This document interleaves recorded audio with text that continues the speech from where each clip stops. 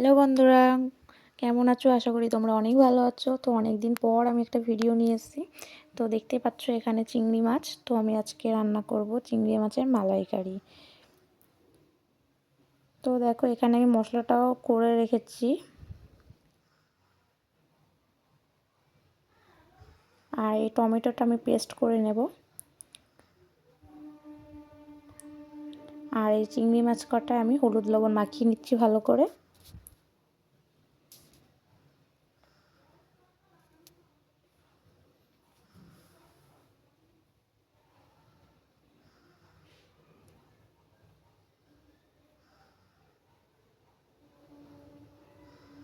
আর এদিকে আমি কড়াইতে তেল দিয়ে দিয়েছি, তেলটাও গরম হয়ে গেছে।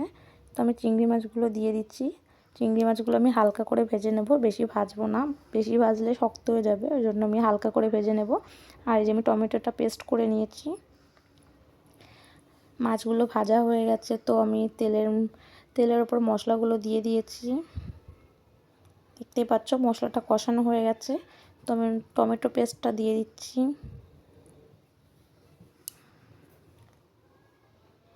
তো আবার একটু ভালো করে একটু নাড়িয়ে চাড়িয়ে নেব।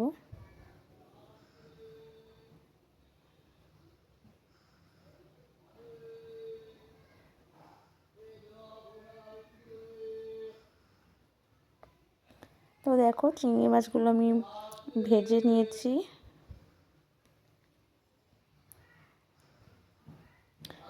আর এখানে যেহেতু আমি নারকেল ছাড়া চিংড়ি মাছের মালাইকারি করব,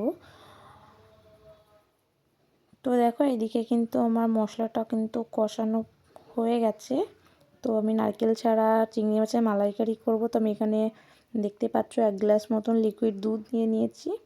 আমি এই দুধটা দিয়েই আজকে চিংড়ি মাছের মালাইকারিটা করব।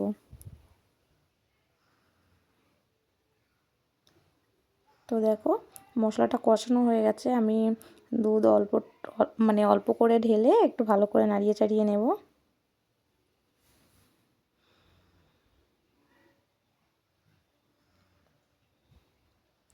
দেখতেই পাচ্ছ আমি আর জল দিইনি এতে। তো মাছগুলো দেওয়া হয়ে গেছে। তারপর ঢাকনাটা তুলে গরম মশলা দিয়ে একটু চাপা দিয়ে রেখেছিলাম।